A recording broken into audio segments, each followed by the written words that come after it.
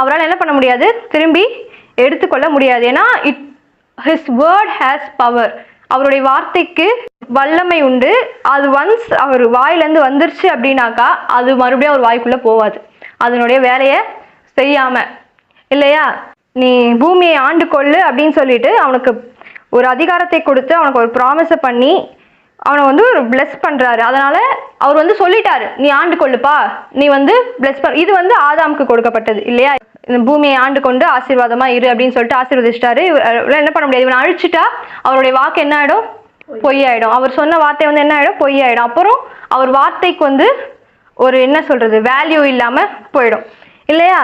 அதனால கர்த்தர் என்ன பண்றாரு, அந்த பொம்மை உடஞ்சி போனாலுமே அவரால் என்ன பண்ண முடியும், அதை தூக்கி போட்டு இன்னொரு பொம்மை செய்ய முடியும். ஏன் அவர் செய்யலை அப்படின்னாக்கா அவருடைய வார்த்தை அங்கே ரொம்ப முக்கியமாக அவர் கருதினார். He valued his words. நம்ம மனுஷ